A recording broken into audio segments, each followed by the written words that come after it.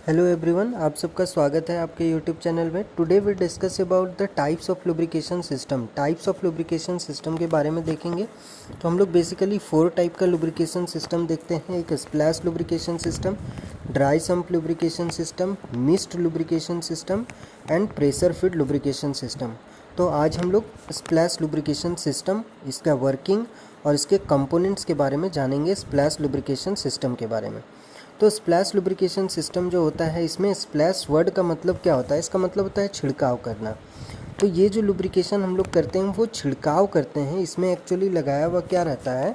तो इसमें एक रहता है स्कूप की तरह का, एक चम्मच की तरह का लगाया हुआ रहता है, जो क्या करता है, पानी जब वाइल के अंदर डूबता है, जब ये स्कूप जो है, एक चम्मच जो है, वो वाइल के अंदर जब डूबता है तो वो वाइल को स्प्लैश करता है, छिड़काव कर देता है पूरा पिस्टन सिलेंडर या फिर एक ऐसा डिवाइस जिसको हमको ठंडा करना है। कोई कैम शाफ्ट हो, कोई बेयरिंग हो, उसको जिसको हमको लुब्रिकेंट करना है उसमें हम लोग ये छिड़काव कर देता है। तो यही है स्प्लैश लुब्रिकेशन। अगर आप डिज़ाइन इसका देखेंगे तो फोटोग्राफ में इस तरह दिखेगा, जिसमें ये होता है सम्प।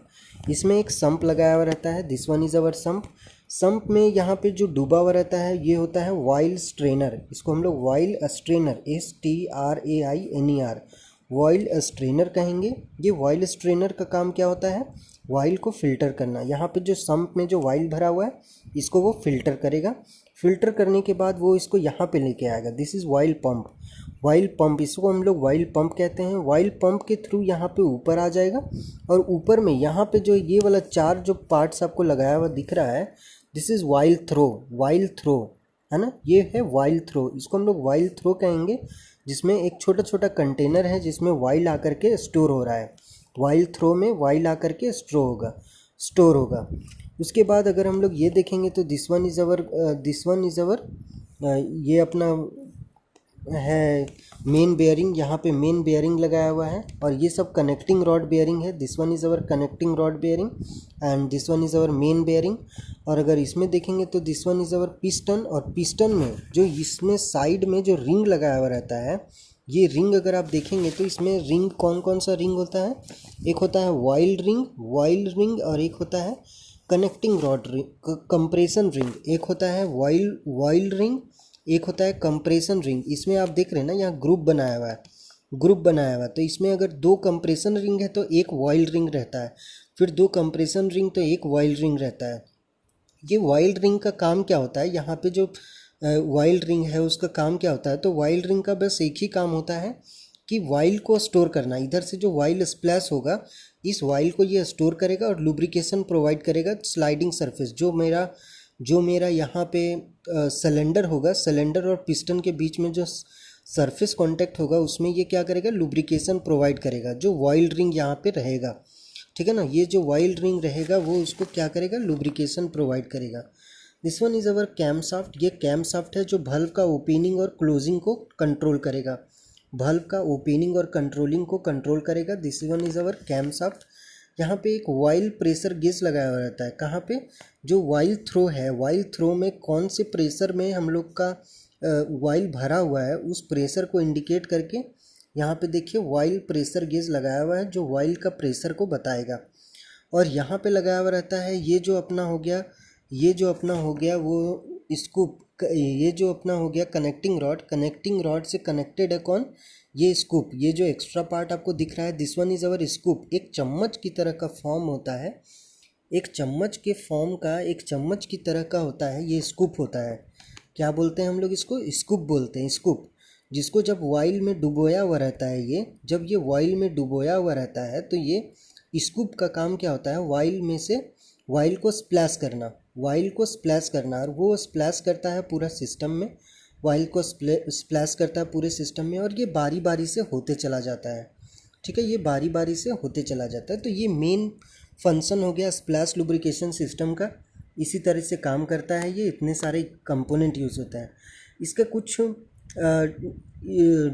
डिमेरिट्स भी है। इसका ये डिमेरिट्स है कि बहुत सारा पोर्शन ऐसा होता है जहाँ पे ये वाइल पहुँच नहीं पाता। बहुत सारा ऐसा पोर्शन होता है पूरा सिस्टम में जहाँ पे ये वाइल स्प्लैश होने के बाद पहुँच नहीं पाता है, या फिर बहुत सारा ऐसा पोर्शन है जहाँ पे बिल्कुल बहुत एक्सिस अमाउंट में ऑयल पहुँच जाता है और कहीं पे पहुँच ही नहीं पाता। तो ये जो वेरिएशन है ऑयल का, जो वेरिएशन है अलग अलग जगह में, ये इसके फंक्शन को इफ़ेक्ट करता है। इसीलिए हम लोग स्प्लैश लुब्रिकेशन सिस्टम बेस्ट तरीका नहीं माना जाता है लुब्रिकेशन सिस्टम के लिए। ओके, तो हम लोग देखते हैं इसका जो भी मैंने समझाया है उसको हम लोग थ्योरी फॉर्म में देखते हैं।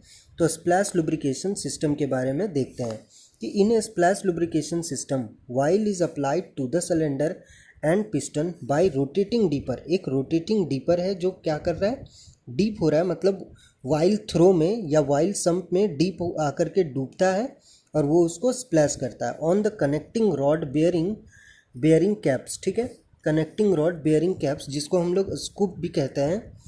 ईच टाइम दे रोटेट, हर टाइम वो क्या होगा, रोटेट होगा। The deeper pass through the oil sump, और जो डीपर होगा वो किससे कहाँ जाएगा, डीपर मतलब स्कूप, डीपर का मतलब स्कूप, जो चम्मच की फॉर्म का जो नीचे दिखाया था ना वो डीपर क्या करेगा कि वाइल सम्प या फिर ये वाइल थ्रो कहिए इसको आप, वाइल थ्रो में आकर के डूबेगा, है ना, डूबेगा और उसको स्प्लैश करेगा हर बार। After running through the oil sump the dipper splash oil on to the cylinder and piston to lubricate them. वो क्या करेगा, जब वाइल थ्रो या फिर वाइल सम्प में जब डीपर आएगा तो वो क्या करेगा, वाइल को स्प्लैश करेगा, छिड़काव करेगा सब में। अगर हम लोग नेक्स्ट देखेंगे, oil splash lubrication is effective, oil splash lubrication effective है for smaller engine and pump. Smaller engine और पंप के लिए ही इफेक्टिव है, ये बड़ा इंजन और बड़ा पंप के लिए इफेक्टिव नहीं होता है। It is not precise process, क्यों, क्योंकि ये बहुत अच्छा प्रिसाइज प्रोसेस नहीं है ना, बहुत अच्छा प्रोसेस नहीं है, प्रिसाइज नहीं है। Part of the sump may be insufficient, the part of the pump may be insufficient wild और वाइल्ड टू मच।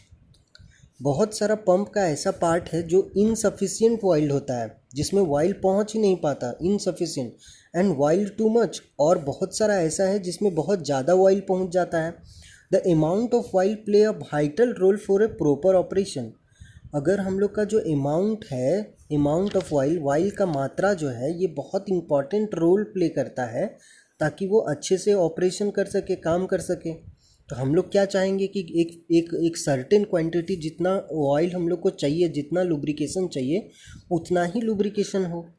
इसीलिए if there is not enough oil, अगर वहाँ ज़्यादा ऑयल नहीं पहुँच पाएगा तो क्या होगा, तो weird between the critical component में अकर, तो वहाँ पे वियर एंड टीयर स्टार्ट हो जाएगा, वियर एंड टीयर स्टार्ट होगा। And too much oil will cause a excessive lubrication, and too much oil, और अगर ज़्यादा ऑयल हो जाए तो ये क्या करेगा, will cause a excessive lubrication, तो वहाँ ज़्यादा लुब्रिकेशन होगा, which can excessive lubrication which can leads to a hydraulic lock, और अगर ज़्यादा लुब्रिकेशन हो गया तो वहाँ हाइड्रोलिक लॉक होगा और वो उसको ब्लॉक कर सकता है। ठीक है, तो हम लोग चाहेंगे कि ज़्यादा लुब्रिकेशन भी ना हो और, है ना, तो वियर टीयर भी नहीं होगा। अगर कम लुब्रिकेशन हो गया तो वियर टीयर हो जाएगा, तो हम लोग ये भी नहीं चाहेंगे। और अगर एक्सेसिव लुब्रिकेशन होगा तो कोई ना कोई पाइप या कोई ना कोई पंप को क्या करेगा, ब्लॉक कर देगा, तो हम लोग ऐसा भी नहीं चाहेंगे। नेक्स्ट पॉइंट है कि the type of oil used and it's viscosity is also important in the splash lubrication system.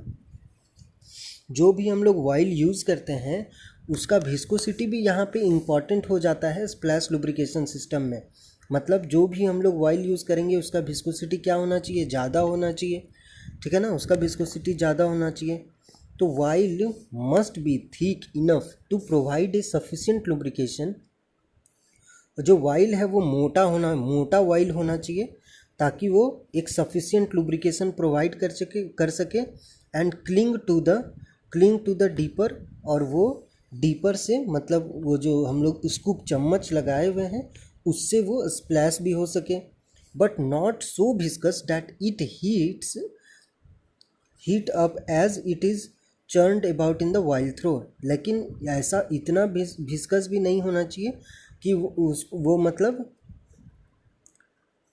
Heat हो जाए, है ना, और उसका but not so viscous that it heats up as it churned about in the oil throw. तो oil throw से जब हम लोग उसको स्प्लैश करना चाहेंगे तो उस टाइम वो हीट अप ना हो जाए, गर्म ना हो जाए। तो हम लोग को हर चीज़ का ध्यान रखना होगा।